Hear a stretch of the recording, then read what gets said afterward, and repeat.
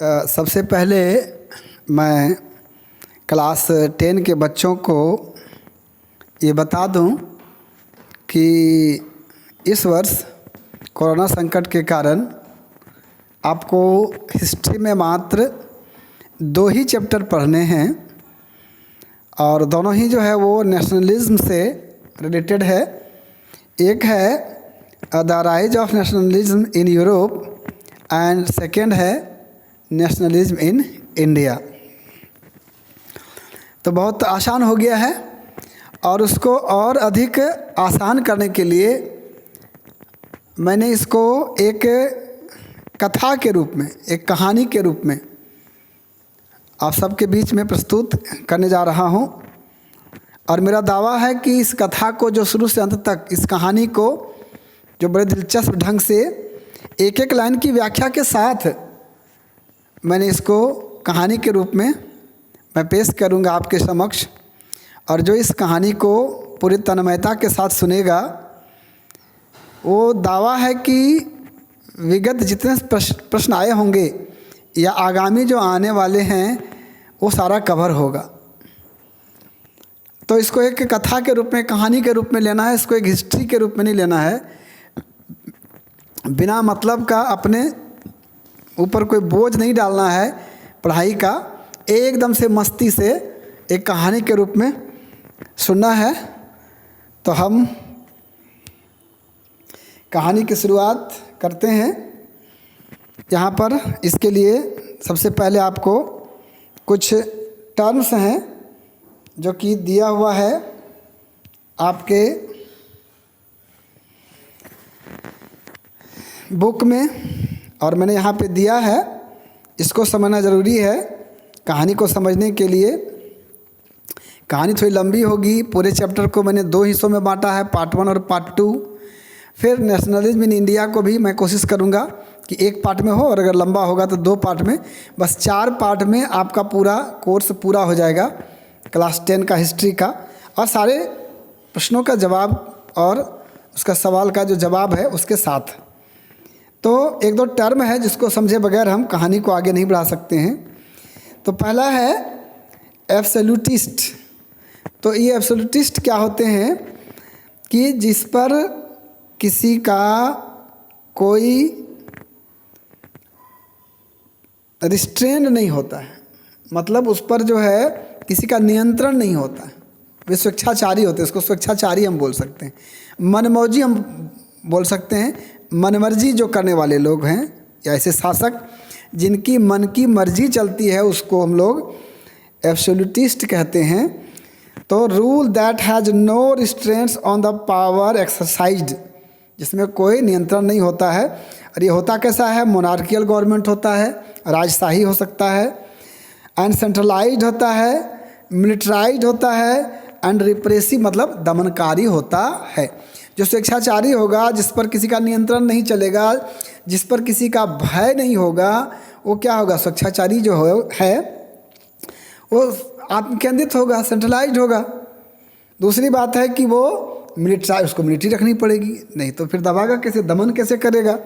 और फिर रिप्रेसिव होगा, दमनकारी होगा। कोई कुछ बोला तो तुरंत उस पर एक्शन करेगा, उसको दबाएगा ताकि उसके खिलाफ कोई बात नहीं कर सके। और इसके ठीक खिलाफ, इसके ठीक विपरीत हम कह सकते हैं एक वर्ड है यूटोपियन, जिसकी कल्पना जो ऊपर में आप यहाँ पे चित्र देख रहे हैं, वहाँ पे एक फ्रेंच आर्टिस्ट है फ्रेडरिक शॉरियू, जिसने 1838 में एक स्वप्नवत एक तस्वीर दिखाई यहाँ पर, the dream of world wide democratic and social republics, मतलब पूरी दुनिया में क्या हो, डेमोक्रेटिक और सोशल रिपब्लिक्स हो, उसका उसने कल्पना की थी। और इस पिक्चर में क्या क्या है उसको मैं डिटेल में आपको बताऊंगा। लेकिन दूसरा टर्म इस पिक्चर को समझने के लिए जो है वो है यूटोपियन, मतलब a society that is so ideal that could not exist, मतलब एक एकदम से आदर्श समाज जो वास्तव में एग्जिस्ट करता नहीं है। मतलब जहाँ पर कोई, जिस समाज में कोई ईर्ष्या ना हो, कोई द्वेष ना हो, कोई झगड़े ना हो, किसी को कोई दबाता ना हो, मारपीट ना होता हो, इतना आदर्श कि लोग जो है वो जिसको हम राम राज्य से भी बेहतर जिसकी हम कल्पना कर सकते हैं, तो उससे संबंधित है ये। तो यहाँ पर हम देखेंगे इस फिगर का क्या सिग्निफिकेंस है, क्यों इसको दिखाया गया है, क्या इसका मकसद है। तो यहाँ पर कहता है क्या कि एक सपना था कि पूरा विश्व जो है वो डेमोक्रेटिक हो एंड सोशल रिपब्लिक्स हो।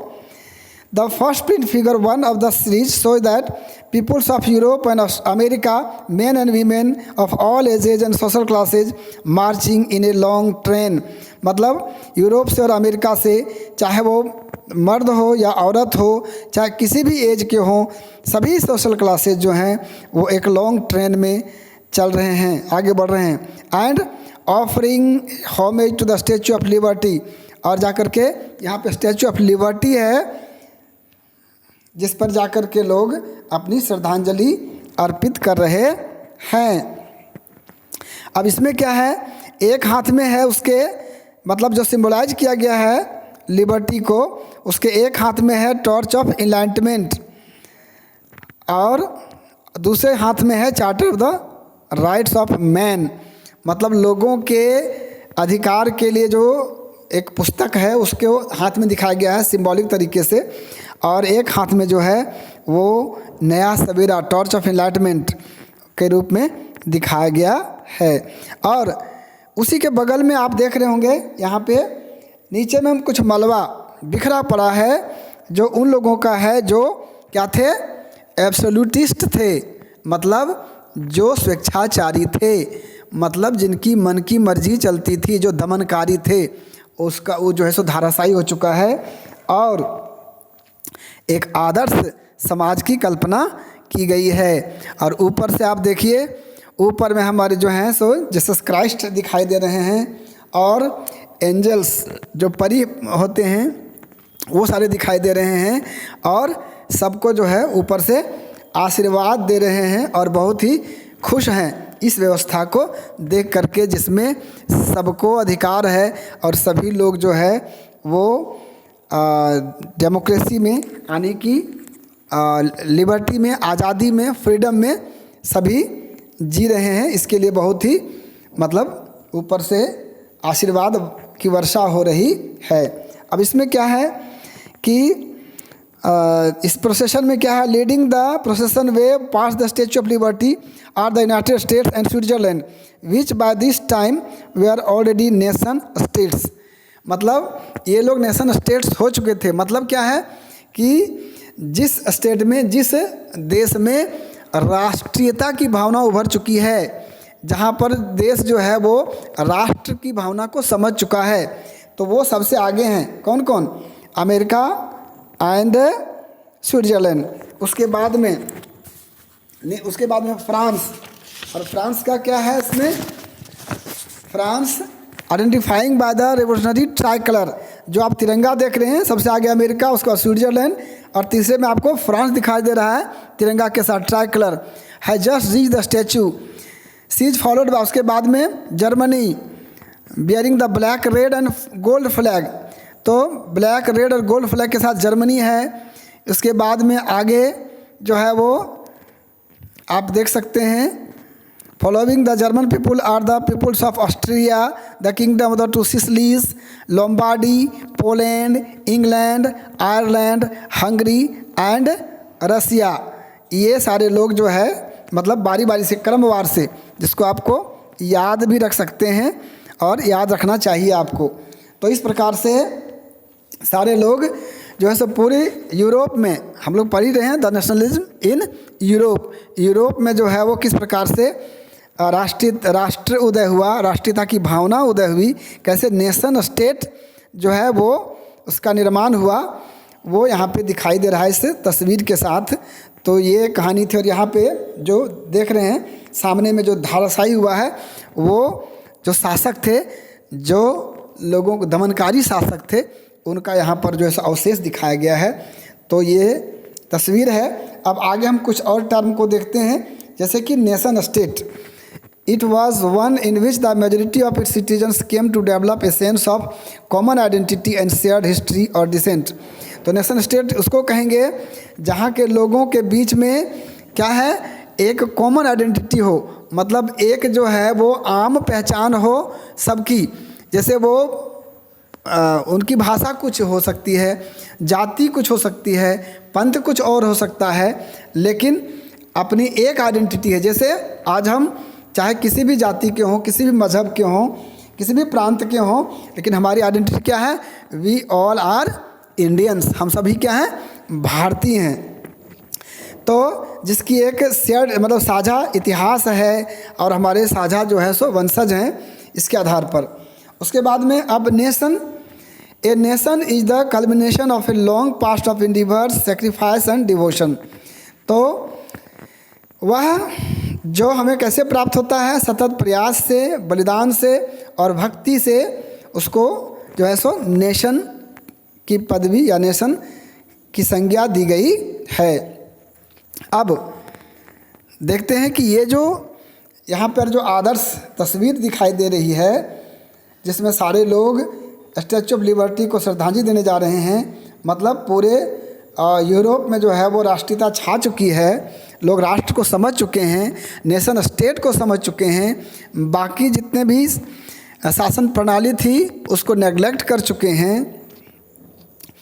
तो ये तो हुआ, लेकिन इसके क्रम में क्या क्या पापड़ बेलना पड़ा, किन किन परिस्थितियों से गुजरना पड़ा, क्या क्या हालात पैदा हुए।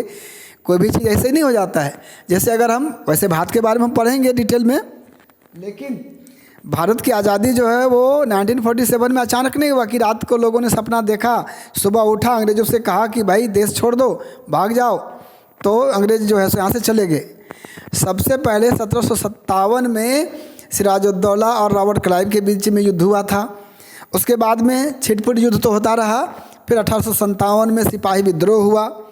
फिर जो है आप जानते हैं 1915 में गांधी जी का पदार्पण हुआ और फिर मूवमेंट चलते गया, नॉन कॉपरेशन हुआ, सिविल डिसोबीडियंस हुआ, फिर करो मरो हुआ। इस प्रकार से बहुत सारी घटनाओं के बाद में 1947 में ये देश आज़ाद हुआ। तो ऐसा नहीं है कि नेशनलिज्म यूरोप में आया तो कोई एक व्यक्ति उठा और बोल दिया कि बस ये होना चाहिए, हो गया। बहुत उतार चढ़ाव आया और उसी हम उतार चढ़ाव से अभी हम गुजरेंगे। बहुत उतार चढ़ाव से गुजर करके हम लोग देखेंगे कि आखिरकार किस प्रकार से यूरोप में नेशनलिज्म, जिसको हम लोग बोलते हैं राष्ट्रवाद या राष्ट्रीयता, कायम हुई, स्थापित हुई। तो यहाँ पर है creation of collective identity amongst the French people by. तो लोगों में जो है एक सामूहिक पहचान कैसे विकसित हुई। सब अलग अलग खेमों में बटे हुए थे, अलग अलग पार्ट्स में बटे हुए थे, अलग अलग विचारों से बटे हुए थे, लेकिन एक सामूहिकता की भावना, जब तक सामूहिकता की भावना, एकता की भावना नहीं पनपती है, तब तक कोई राष्ट्र का उदय संभव नहीं है। तो पहला क्या था, the idea of la patrie the fatherland and le citoyen the citizenship. ये दो भावनाएं विकसित हुई। क्या, जिस प्रकार से हम लोग मातृभूमि बोलते हैं ना, मदरलैंड, उसी प्रकार से वहाँ पर जो है वो ला पैट्री वहाँ बोलते हैं, जिसको बोलते हैं द फादरलैंड की भावना, कि हमारा जैसो पितृभूमि है। और ली सिटोयन, और हम इसके क्या हैं, सिटीजन हैं, नागरिक हैं। ये भावना पहली जैसो प्रोड्यूस हुई। तो एक एक पॉइंट को आपको ठीक से देख लेना है। मैं एक एक पॉइंट की व्याख्या करते हुए और इसको कहानी के रूप में आप तक इसको पहुंचाऊंगा और आपको कहीं कोई परेशानी नहीं होगी। दूसरा काम इन्होंने क्या किया, ए जो इसकी चर्चा मैं कर चुका हूँ, a new try colour flag was chosen in place of former royal standard. मतलब अलग अलग लोग जो है अलग अलग झंडा के जगह जो रखे हुए थे, उसके जगह पर उन्होंने क्या चुना, तिरंगा को चुना। एक तिरंगा जो है पूरे देश के लिए एक झंडा दिया। तीसरी बात क्या की उन्होंने, the state general was renamed the national assembly. State general मतलब जो अपने अपने स्टेट के मालिक होते थे, अलग अलग रियासत के जो मालिक होते थे, उसके जगह पर उन्होंने उस नाम को पहले हटाया, बोला हटा इसको, इसके जगह पर नाम क्या दिया उसने, नेशनल असेंबली। एक एक बात को याद रखना है, स्टेट जनरल के जगह पर नया नाम दिया गया नेशनल असेंबली, तो वो राष्ट्र के नाम से जुड़ा हुआ था। उसके बाद में न्यू हाइम्स वेयर कंपोज, फिर नए गीत लिखे गए देश के। ओथ टेकन, और जो है वो शपथ ली गई देश के लिए, एंड मार्टिस कमेमोरेटेड, और जो इस संघर्ष में मरते थे उनके लिए जो है सो मनाया जाने लगा, उनका जो है सो मातम मनाने जाने लगा। या जब कोई वीर शहीद होता है तो किस प्रकार से उनको जो है सो विदाई दी जाती है, ये सारे चीज़ जो है सो किया जाने लगा। आगे, uniform laws are formulated for all citizens within its territory, और जो उस क्षेत्र में रहने वाले लोग थे सबके लिए क्या किया गया, एक जैसे कानून को लागू किया गया। जैसे कानून अलग अलग तरह के लोगों के लिए अलग अलग होता था, और जो रईस होते थे उनके लिए अलग कानून, जो गरीब हैं उसके लिए अलग कानून। तो वहाँ पे क्या किया, सबके लिए एक जैसा कानून लागू किया गया। इसके अलावे 7 पॉइंट्स को आपको याद रखना है। इसको मैंने लिख भी दिया है, आपको अलग से कोई मेहनत करने की आवश्यकता नहीं है। आप कथा सुनिए, कहानी सुनिए, इसको नोट कीजिए और फिर लिखते जाइए। Internal customs duties and dues were abolished, जो अंदरूनी कस्टम ड्यूटी लगता था, ड्यूज लगता था, मतलब टैक्स लगता था, उसको समाप्त कर दिया गया। And a uniform system of weights and measures was adopted, नापने और तोलने की जो है सो यूनिफॉर्म एक रूप समरूप व्यवस्था की गई। जैसे कहीं पर कोई ग्राम में तोल रहा है, कहीं सेर में तोल रहा है, कहीं और चीज़ में तोल रहा है, कोई ढेला पत्थर से तोल रहा है, वो नहीं, बोला कि पूरे देश में एक जैसा सिस्टम होगा नापने और तोलने का। यह सब कुछ चीज़ें होती हैं जिससे देश जो है वो बनता है, देश में एकरूपता आती है। रीजनल डायलेक्ट्स वेयर डिस्करेज, और जो प्रांतीय भाषाएं थी, बोलियां थी, उसको डिस्करेज किया गया, हतोत्साहित किया गया। And French became the common language of the nation, और फ्रांस जो है, फ्रेंच भाषा जो है वो राष्ट्र की भाषा बन गई। तो आपको पूछेगा कि क्या हुआ फ्रांस में जिससे जो है कलेक्टिव आइडेंटिटी विकसित हुई, तो ये 7 पॉइंट आपको लिखना है। अब क्या होता है इसका प्रभाव, वो हम देखते हैं। When the news of the events in France reached the different cities of Europe, students and educated middle classes started gathering in a small club, that is Jacobin clubs. Jacobin clubs के बारे में 9 में भी आपने पढ़ा होगा। और ये जो खबर पहुंची कि फ्रांस में इस प्रकार की घटनाएं हो रही हैं, नया झंडा आ रहा है, भाषाएं एक हो रही हैं, सारे यूनाइट हो रहे हैं, राष्ट्रीयता की भावना विकसित हो रही है, एक तरह का नाप तोल का सिस्टम दिया जा रहा है, तो बाकी जगहों में यूरोप में जो था, वो जो स्टूडेंट थे और जो पढ़े लिखे मिडिल क्लास के लोग थे, उन्होंने क्लब का निर्माण करना शुरू कर दिया। और उस क्लब का नाम क्या था, जैकोबिन क्लब्स। तो जैकोबिन क्लब्स के बाद में लिखना पड़ेगा आपको, clubs formed by the students and educated middle classes in Europe, उसको बोलते हैं जैकोबिन क्लब्स।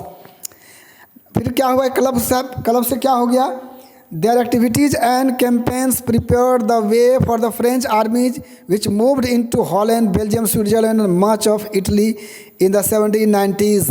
और ये जो क्लब बना उसके माध्यम से फ्रांस की जो आर्मी थी उनका स्वागत किया गया। कहाँ पर, हॉलैंड में, बेल्जियम में, स्विट्ज़रलैंड में और इटली में, एक नया सवेरा के रूप में कि अब तो नया सवेरा हम लोग के देश में भी आने वाला है। अब हम लोग के यहाँ भी राष्ट्रीयता होगी, हम लोग भी जो है वो छिन्न भिन्न नहीं रहेंगे, हम लोग में भी एकता होगी, हम लोग में भी राष्ट्र की भावना होगी, हमें भी जो है सो राष्ट्रीयता के रंग में रंगना है।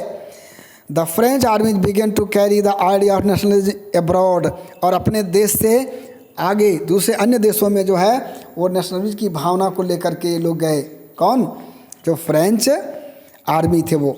But French military leader Napoleon once again destroyed democracy in France, लेकिन जो उसका लीडर था नेपोलियन, उसी ने क्या किया, डेमोक्रेसी को कुचल दिया और फिर जो है सत्ता के क्या कर लिया, अपने हाथ में लिया। इतना खूबसूरत जो है वो समा बनी थी, वहाँ पर लोगों ने तैयारी की थी, वो आर्मी के हाथ में आ गया और नेपोलियन उसका लीडर था तो उसके हाथ में वहाँ की सत्ता आ गई।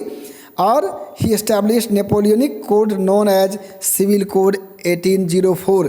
तो पूछेगा नेपोलियनिक कोड को और क्या बोलते हैं, तो उसको क्या बोलेंगे, सिविल कोड 1804। 1804 में बनाया था ये कोड नेपोलियन ने, और फिर उसका राज चलना शुरू हो गया।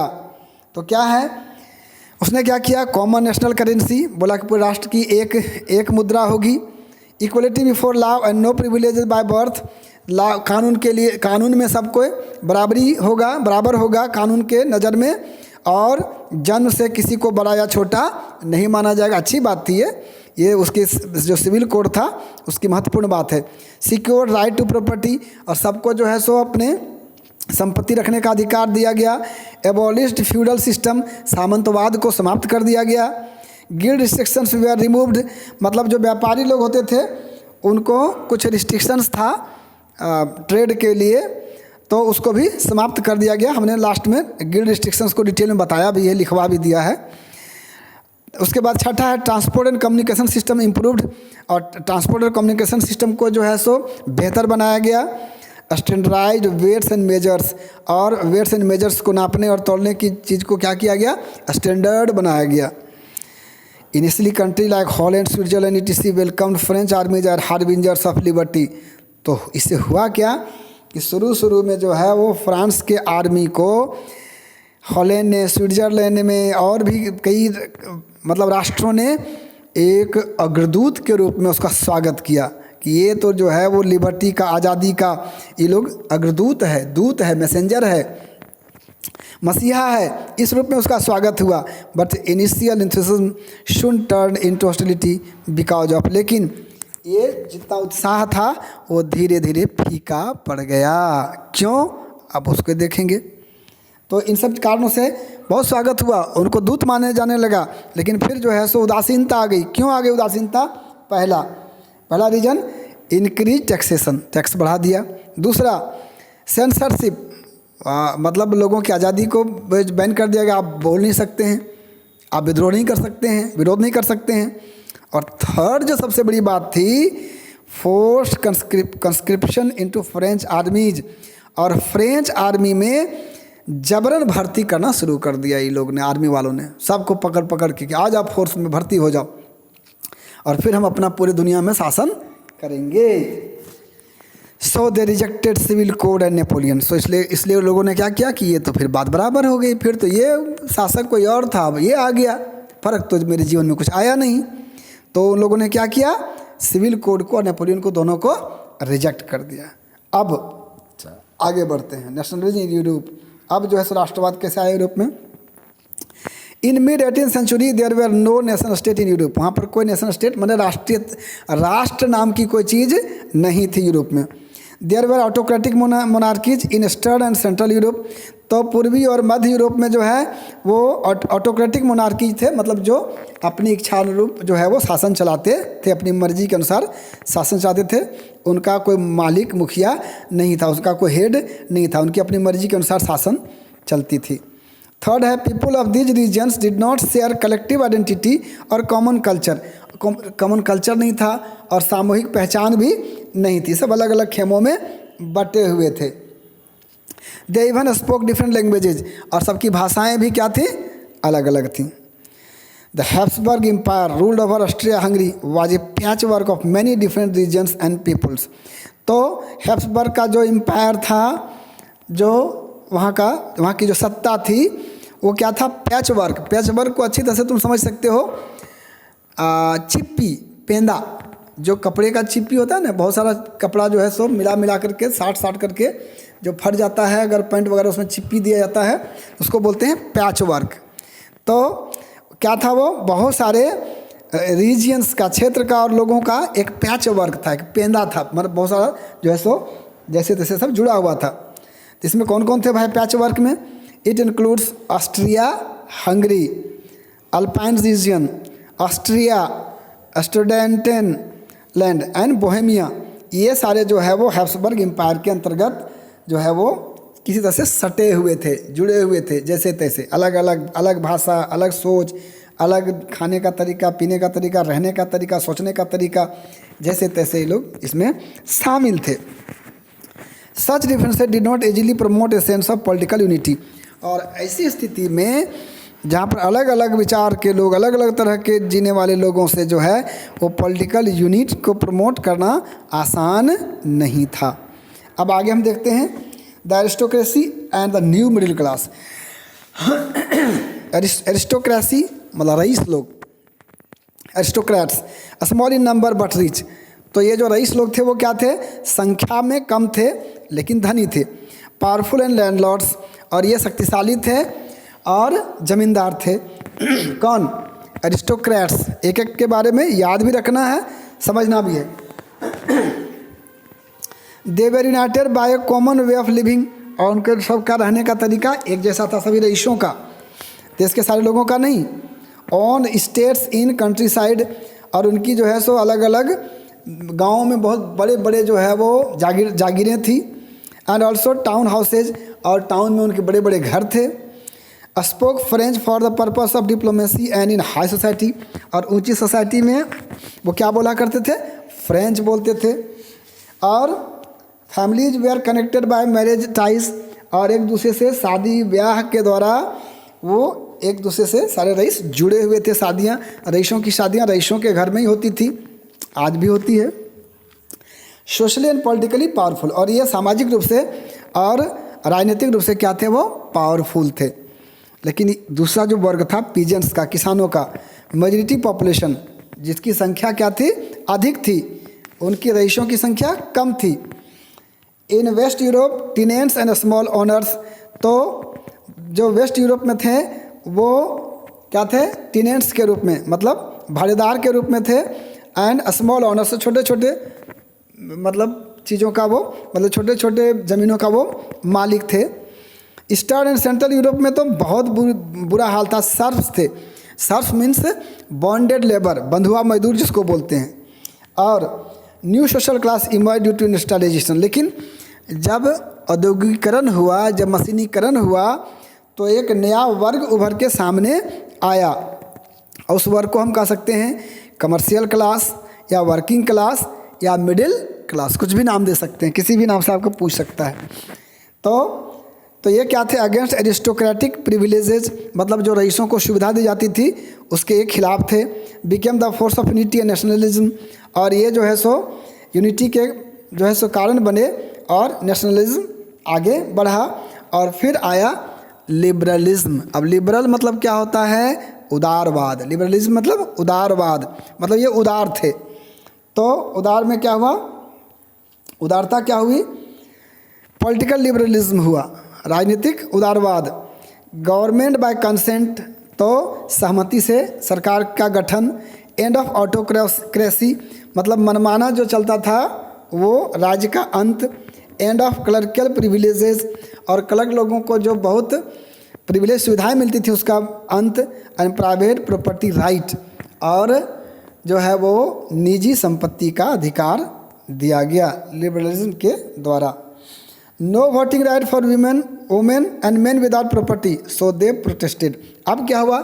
सुधार तो हुआ, लिबरल तो हुए, उदारता तो आई, लेकिन अभी भी उतने उदार नहीं थे कि कोई बहुत बड़ी घटना हो। और इसमें कमी क्या थी कि वैसे लोगों को जिनके पास में संपत्ति नहीं होती थी, या औरतों को वोटिंग राइट नहीं दिया गया, तो फिर ये लोग क्या रह गए? असंतुष्ट। और जब असंतुष्ट रह गए तो उन्होंने क्या कर दिया? बगावत, प्रोटेस्टेड, विरोध। सो दे प्रोटेस्टेड, उन्होंने क्या किया? विरोध किया। अब है economic liberalism, freedom of market, abolition of taxes. तो मार्केट में जो है स्वतंत्रता दी गई। एबोलिशन ऑफ टैक्सेस जो था वो हटा दिया गया, समाप्त कर दिया गया। एबोलिशन मीन्स समाप्त कर देना, हटा देना। Napoleon administrative system had created confederation of 39 states. तो नेपोलियन का जो एडमिनिस्ट्रेटिव सिस्टम था उसने 39 स्टेट्स का जो है से कन्फेडरेशन बनाया था। Each of which had its own currency and weighing system. तो सबकी जो इन्होंने बनाया था 39 स्टेट्स का, उसमें क्या था? सबकी करेंसी अलग, सबकी मुद्रा अलग, और सबकी जो है नाप तौल की प्रथा अलग। Custom barriers in each city hindered economic growth and exchange. अब एक क्षेत्र से दूसरे क्षेत्र में लोग जाते थे 39 क्षेत्र में, तो वहाँ पर अलग कस्टम लगता था, ड्यूटी, कस्टम ड्यूटी। जैसे आज आयात शुल्क जिसको हम बोलते हैं, तो वहाँ पे बैरियर लगा हुआ था। तो हर एक स्टेट को दूसरे स्टेट में जाने से जब कस्टम ड्यूटी लगता था, परेशानी होती थी, तो इकोनॉमिक ग्रोथ बाधित होता था और विनिमय में परेशानी होती थी। तो क्या हुआ? अब आगे एक यहाँ पे ज्वेलरीन का उन्होंने निर्माण किया। और ये ज्वेलरीन क्या है?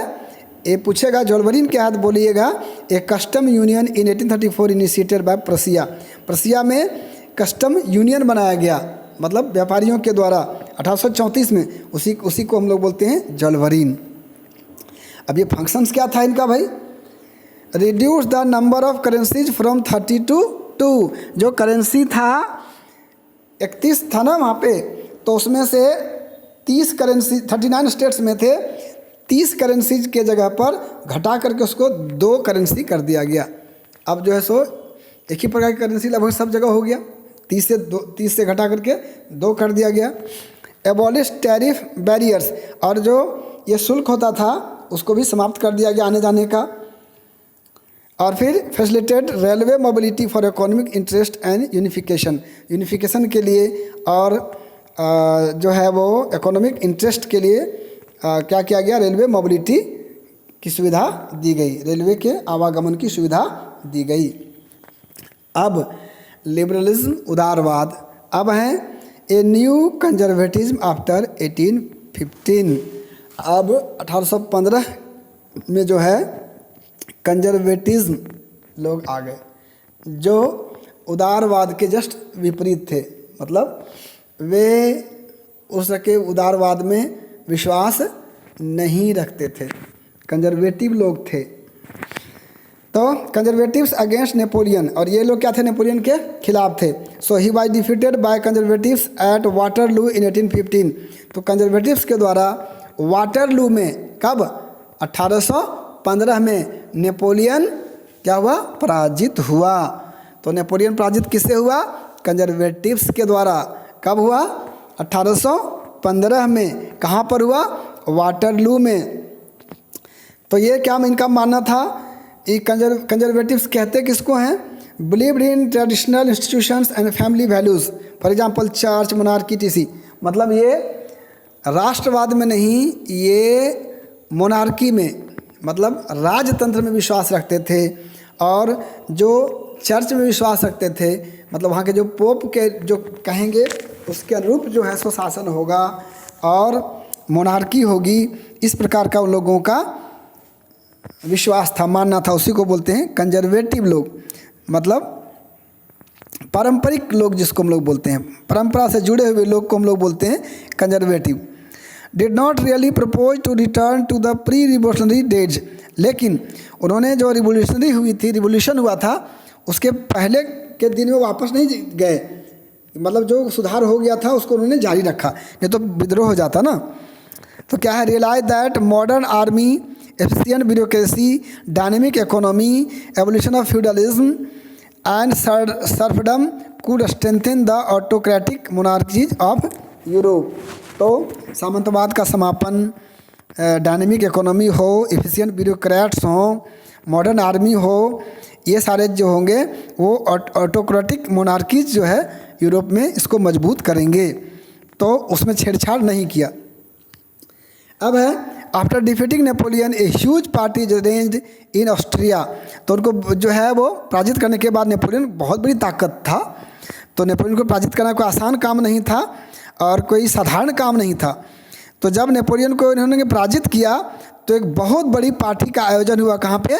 ऑस्ट्रिया में। किसके लीडरशिप में? चांसलर ऑस्ट्रियन ड्यूक मेटरनिच, जो ऑस्ट्रिया का जो ड्यूक था उसके अगुवाई में मेटरनिच जो उसका नाम था। और इसमें भागने वाले कंट्री थे बार्प, ब्रिटेन, ऑस्ट्रिया, रसिया, प्रशिया। याद रखना है, बार्प, ब्रिटेन, ऑस्ट्रिया, रसिया, प्रशिया, ये 4 देश भाग लिए और वहाँ पर हुआ ट्रीटी ऑफ वियना। कब हुआ? 1815 में। कब हुआ? नेपोलियन को पराजित करने के बाद। तो ऑस्ट्रिया में Bourbon dynasty was again in power. तो उसमें कौन डायनेस्टी आई, कौन वंश आया? बॉर्बन वंश जो था वो फिर से पावर में आया। फ्रांस लॉस इट्स टेरिटरीज, और फ्रांस को बहुत नुकसान हुआ, उसके टेरिटरीज जो है वो इन लोगों ने छीन लिया। German confederation of 39 states setup bye Napoleon was left untouched.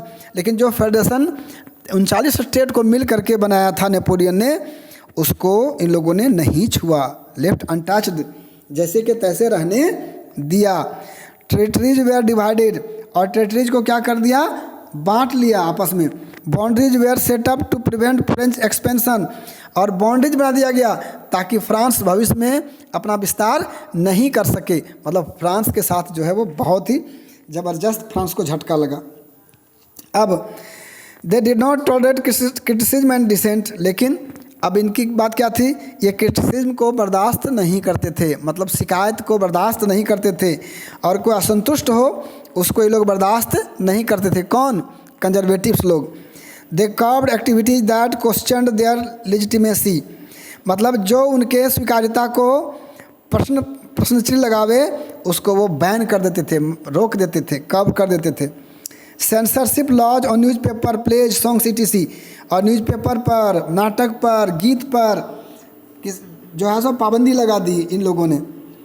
This inspired the French nationalist to fight for certain things, तो इन चीज़ों के लिए जो है वो फ्रांस के जो नेशनलिस्ट थे, जो राष्ट्रभक्त थे, उनको लड़ने के लिए जो है वो प्रेरणा मिली। ये तो बहुत अन्याय हो रहा है, हमें चुप नहीं रहना है। और इस अन्याय के खिलाफ जो खड़ा हुए वो थे revolutionaries.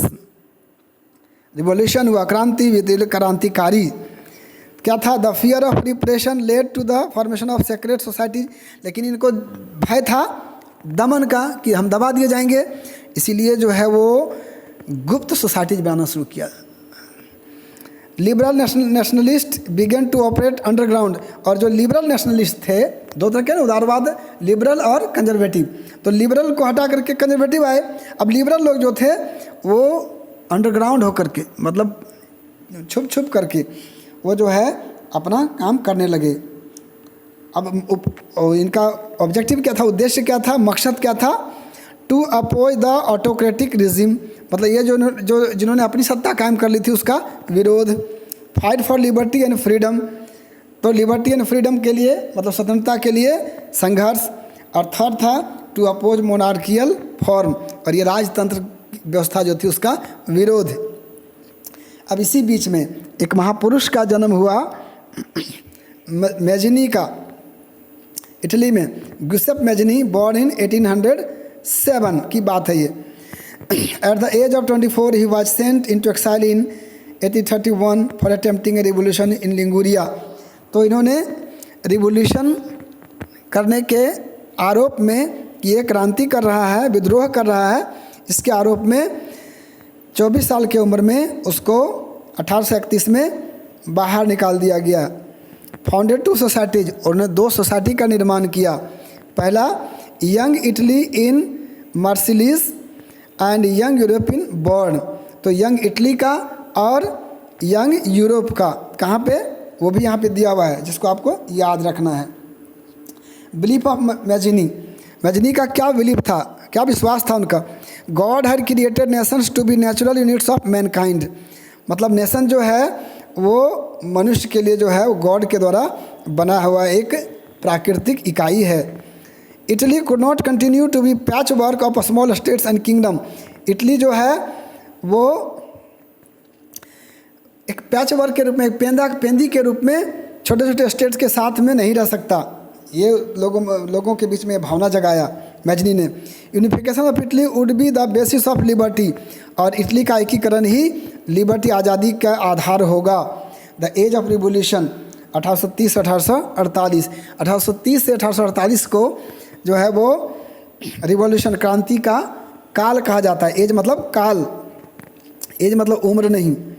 Liberals and nationalist versus conservatives, मतलब लिबरल्स कहो या नेशनलिस्ट कहो, दोनों एक ही हैं। और वर्सेस, उनके खिलाफ कौन था? कंजर्वेटिव्स लोग थे, मतलब जो परंपरा में विश्वास रखने वाले थे, वैसे लोग। तो 3 important revolutions by educated middle class, तो 3 इंपॉर्टेंट रिवोल्यूशन हुआ किसके द्वारा? पढ़े लिखे मिडिल क्लास के द्वारा। पहला है फ्रांस में जुलाई 1830 में, conservatives were overthrown by liberal libertaries who installed a constitutional monarchy headed by Louis Philippe. तो कंजर्वेटिव्स को उखाड़ फेंका किसने? लिबरल रिवोल्यूशनरीज ने। और क्या किया? एक कॉन्स्टिट्यूशनल मोनार्की, जिसको मैंने बताया हुआ है पावर शेयरिंग में, कॉन्स्टिट्यूशनल मोनार्की में जो है सिविक्स में मैंने बताया था कि जिसका राजा जो है वो केवल नाम मात्र का प्रधान होता है, लेकिन सारी शक्तियां जो है वहाँ के कॉन्स्टिट्यूशन में और संविधान में होती है। उसको बोलते हैं कॉन्स्टिट्यूशनल मोनार्की। और किसके अगुवाई में? लुइस फिलिप के अगुवाई में इसका इन्होंने बनाया। When France sieges, Metternich once remarked, the rest of Europe catches cold. ये मेटरनिच का कहना था कि यदि फ्रांस जो है छींकता है तो पूरे यूरोप को सर्दी होती है, खांसी हो जाती है, सर्दी आ जाती है। मतलब फ्रांस का इतना प्रभाव है, मतलब फ्रांस में अगर कोई परिवर्तन होगा तो उसका प्रभाव पूरा यूरोप में देखा जाता है। After July revolution Belgium broke away from the United kingdom of the Netherlands. और जैसे ही फ्रांस में वहाँ पे परिवर्तन आया, लुइस फिलिप के अगुवाई में जो है सो कॉन्स्टिट्यूशनल मोनार्की का वहाँ पे गठन हुआ, वैसे ही बेल्जियम जो है वो यूनाइटेड किंगडम ऑफ नीदरलैंड का जो हिस्सा था उससे वो अलग हो गया, वह टूट गया। Greek war of independence. अब ग्रीक वार ऑफ इंडिपेंडेंस देखेंगे। Greek was the part of Ottoman empire since 15th century. तो ग्रीक जो है वो ऑटोमन एम्पायर, जो खलीफा होते थे, मुस्लिम एम्पायर थे, उसका वो एक हिस्सा था Greek. Nationalist in Greek got support from other Greeks living in exile and also from many West Europeans. तो ये जो नेशनलिस्ट ग्रीस थे, राष्ट्रवादी ग्रीस में रहने वाले जो लोग थे, उन्होंने जो ग्रीस से निकाल दिए गए थे उनका सपोर्ट पाया, और बहुत सारे जो पश्चिमी यूरोपियंस थे उनको समर्थन मिला। Poets and artist lauded Greece as the cradle of European civilisation. तो ये कहा करते थे कि ग्रीस जो है वो यूरोपियन सिविलाइजेशन का क्या है? पालना है, जिसमें यूरोप की सभ्यता संस्कृति पलती है, झूलती है। And mobilise public opinion to support its struggle against a Muslim empire. और जो पोइट्स थे, आर्टिस्ट थे, कलाकार थे, कवि थे, उन्होंने लोगों को मोबिलाइज किया संघर्ष करने के लिए मुस्लिम जो एम्पायर था, जो शासक था, उसके खिलाफ। The English poet Lord Byron organise funds and later went to fight the war.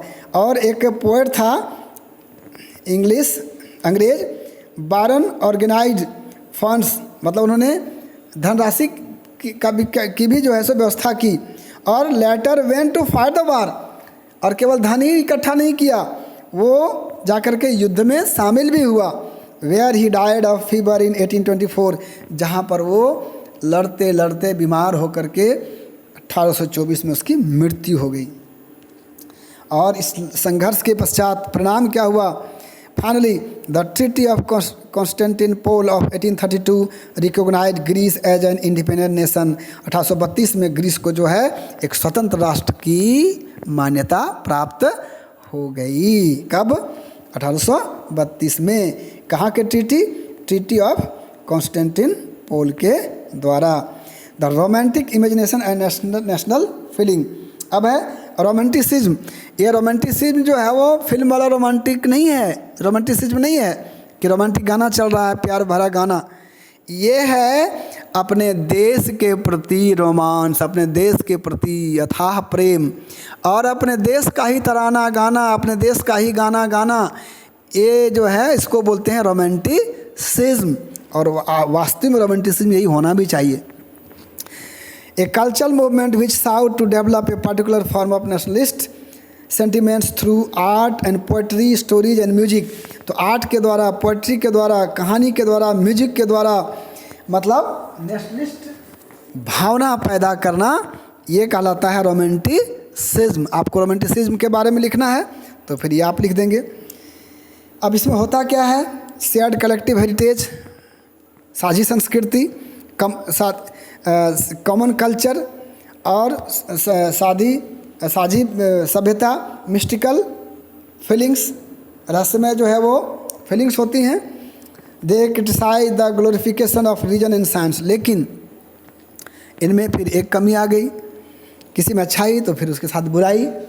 ये क्या थे कि ये रीजन को, मतलब तर्क को, कारण को और विज्ञान को जो है वो उसका जो है सो उसकी ग्लोरिफिकेशन का ये क्रिटिसाइज करते थे, निंदा करते थे। तो ये बुराई इसमें आ गई।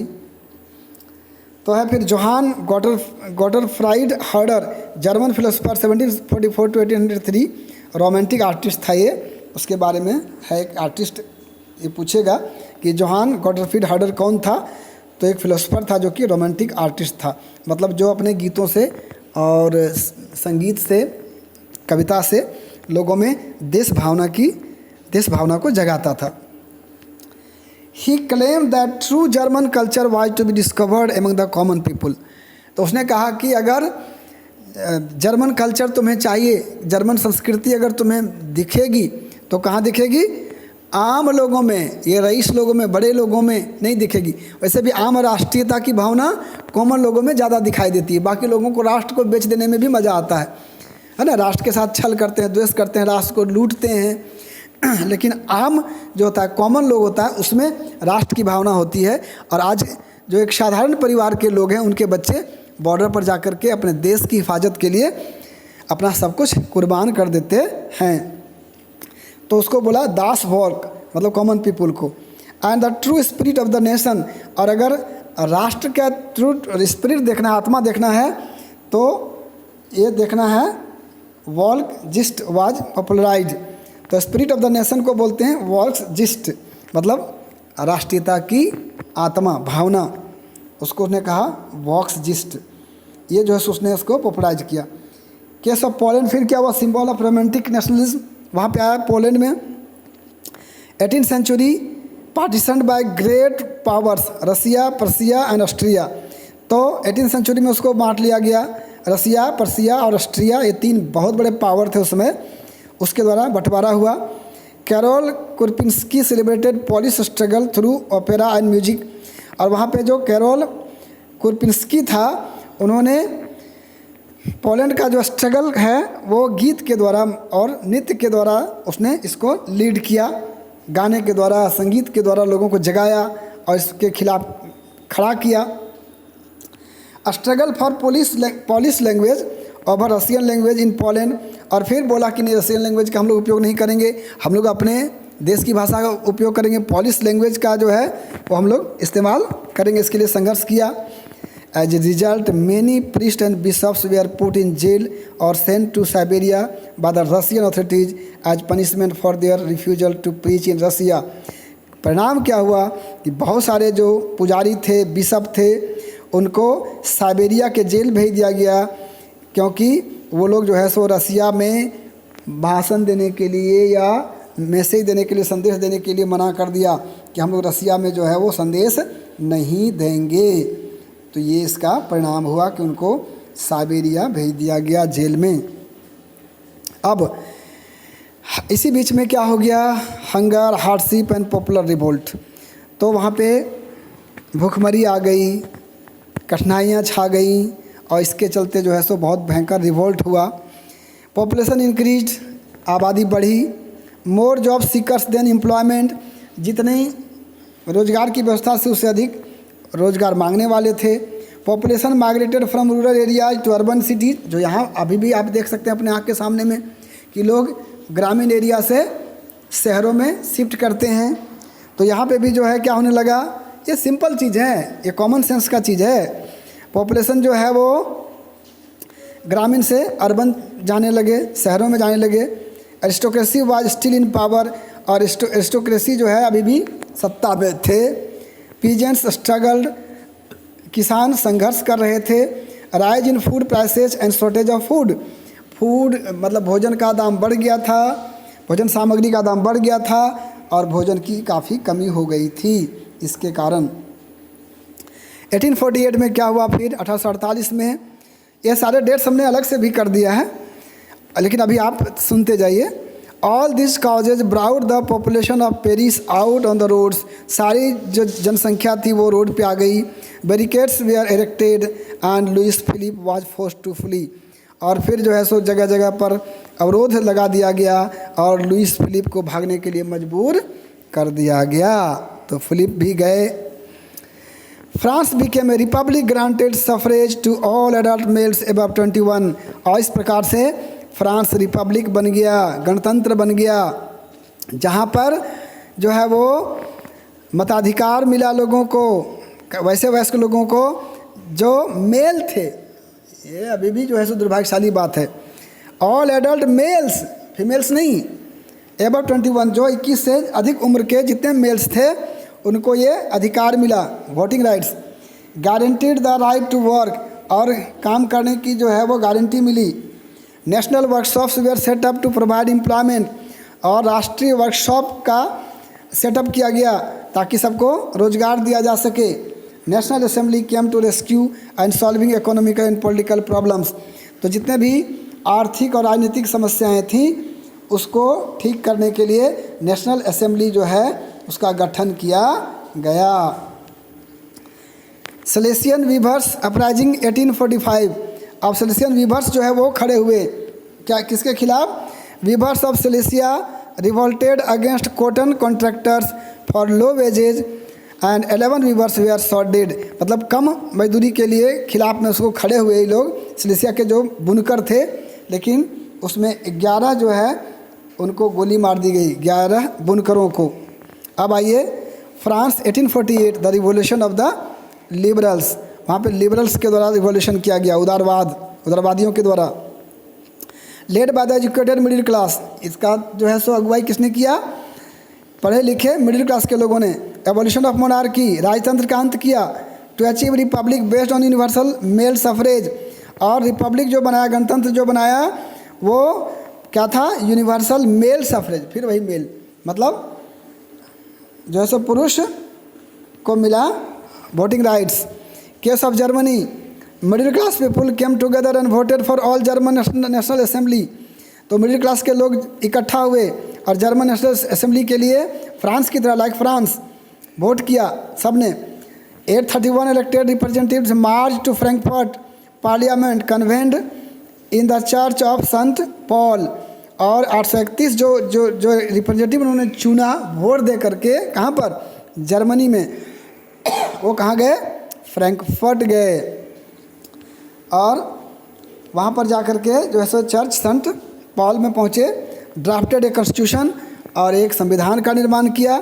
The deputies offer the crown to king of Prussia Friedrich Wilhelm IV, और इसको जो है सो पर्सिया का जो किंग था फ्रेडरिच विलहेल्म IV को वहाँ का जो है सो तात्कालिक मतलब जो है वो सरकार बनाया गया।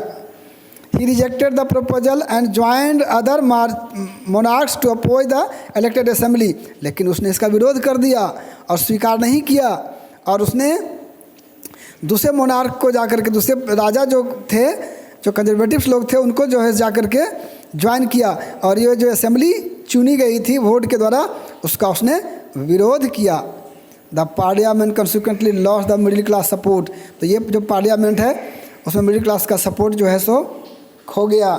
In the end troops were called in and the assembly was force to disband, और अंत में जो है सो फोर्स को बुलाया गया, मतलब पुलिस को बुलाया गया, और ये जो असेंबली थी उसको ज़बरदस्ती बलपूर्वक उसको ख़त्म कर दिया गया, रोक दिया गया। आउटकम ऑफ रिवॉल्यूशन का लेकिन परिणाम क्या आया? Conservative forces were able to suppress liberal movements, तो लिबरल मूवमेंट्स को तो भगा दिया, उन्होंने रोक दिया फोर्स से, but they could not restore the old order, लेकिन पुरानी जो अपनी उनकी मनमानी जो चलती थी उसको उन्होंने बहाल कर पाने में सक्षम नहीं हुए। But to avoid another revolt, कहीं एक और क्रांति नहीं हो जाए, तो उन्होंने क्या किया? Serfdom was abolished both in Habsburg dominions and in Russia, तो ये जो बंधुआ मजदूरी थी उसको हैब्सबर्ग और रसिया में जहाँ जहाँ उनकी सत्ता थी वहाँ पर इसको समाप्त कर दिया गया। Habsburg rulers granted more autonomy to the Hungarians in 1867, 1867 में हंगेरियंस को जो है वो ज़्यादा अधिक स्वतंत्रता दी गई हैब्सबर्ग रूलर के द्वारा। द मेकिंग ऑफ जर्मनी, अब जर्मनी का निर्माण कैसे हुआ? Auto von Bismarck, architect of the process of unification of Germany, तो बिस्मार्क को जर्मनी के एकीकरण का जो है वो नायक माना जाता है। Prussian army and bureaucracy helped Bismarck, Bismarck की सहायता किसने की? पर्सिया की आर्मी ने और वहाँ के ब्यूरोक्रेट्स ने, जो वहाँ के अफसर लोग थे। 7 years war with Austria Denmark and France, 7 सालों तक ऑस्ट्रिया से, डेनमार्क से और फ्रांस से लड़ना पड़ा जर्मनी को। प्रसिया गॉट विक्ट्री, और प्रसिया की जीत हुई क्योंकि पर्शियन आर्मी उनका साथ दे रहे थे। January 1871 the Prussian king Kaiser William one was proclaimed as German emperor in a ceremony in Versailles. और 1870 में Prussian king Kaiser William one को जो है वो जर्मन एम्पेरर घोषित किया गया वर्सेलीज में। The new state with Persian dominance modernise currency banking legal systems in Germany. और इसने क्या किया, पर्शिया के डोमिनेंस में करेंसी को मॉडर्नाइज किया, बैंकिंग सिस्टम को, लीगल सिस्टम न्याय व्यवस्था को जर्मनी में आधुनिकीकरण किया गया। अब इटली को देखते हैं। In mid 19th century Italy was divided into 7 states. तो 19वीं शताब्दी में, मध्य 19वीं शताब्दी में इटली 7 स्टेट में बटा हुआ था। उसमें से कुछ आपको मैं बता रहा हूँ। Sardinia Piedmont ruled by an Italian princely house. तो सार्डिनिया पिडमोंट जो था वहाँ पे वहीं का इटली का ही एक जो है वो राजा है ना, राजकुमार जो है वो शासन करता था। North was under Austrian Habsburgs. और नॉर्थ जो था वो ऑस्ट्रियन हैब्सबर्ग के अंतर्गत था। सेंटर में पोप का शासन था मध्य में।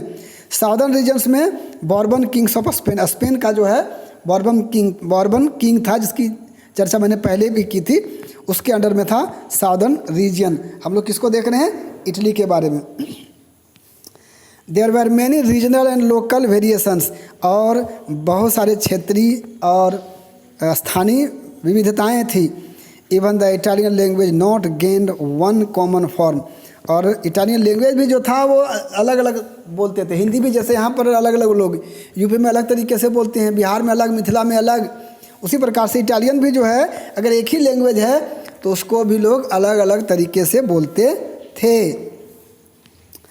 तो जिसकी चर्चा मैंने पहले की थी जो है वो Giuseppe Mazzini formed a secret society young Italy का उसने निर्माण किया। Tried to put Italy together both in 1831 and 1848। 2 बार उसने कोशिश किया था। 1831 में जब उसको निकाल दिया गया था देश से, और फिर 1848 में फिर से प्रयास किया। एक प्रयास से कुछ होता नहीं है, बार बार प्रयास करना पड़ता है। After his failure responsibility fell on Victor Emmanuel two. और उसके फेल्योर होने के बाद में रिस्पॉन्सिबिलिटी उत्तरदायित्व किस पर आई, विक्टर इमैनुअल टू पर। Chief minister Cavour led the movement. और इसका जो है सो किसने नेतृत्व किया, चीफ मिनिस्टर कैवोर ने। And Sardinia Piedmont defeated the Austrian forces in 1859। और जो फोर्सेस था ऑस्ट्रिया का उसको 1859 में पराजित कर दिया। किसने, सार्डिनिया पिडमोंट में ने। Giuseppe Garibaldi succeeded in winning the support of the local peasants of 2 Sicilies in order to drive out the Spanish rulers. और स्पेनिश रूलर्स को भगाने में गैरिबाल्डी को सपोर्ट मिला। लोकल जो किसान थे 2 सिसिलीज के, उनके द्वारा, और स्पेनिश रूलर्स को उसने भगाने में कामयाबी हासिल की। In 1861 Victor Emmanuel two was finally proclaimed as the king of united Italy. और एकीकृत इटली का शासक जो है 1861 में विक्टर इमैनुअल टू घोषित किया गया। उसकी जो है सो स्थापना हुई। तो ये थी कहानी। उतार चढ़ाव के बीच से गुजरता हुआ मोनार्की था, एब्सोल्यूटिस्ट लोग शासन करते थे, स्वेच्छाचारी लोग थे, मनमाना शासन था। उसके जगह पर नेशनल स्टेट आया, लिबरल लोग आए, कंजर्वेटिव लोग आए, आगे ये जो है सो फिर सैनिक शासन नेपोलियन का आ गया। इस प्रकार से उतार चढ़ाव से होते हुए जो है जर्मनी और इटली का यूनिफिकेशन हुआ, एकीकरण हुआ। और इसमें थोड़ा कुछ और जो बचा हुआ है वो दूसरे पार्ट में आपको हम दिखाएंगे और फिर हम इस कहानी को जारी रखेंगे। मुझे उम्मीद है कि एक एक लाइन समझने में आप सक्षम हो जाएंगे।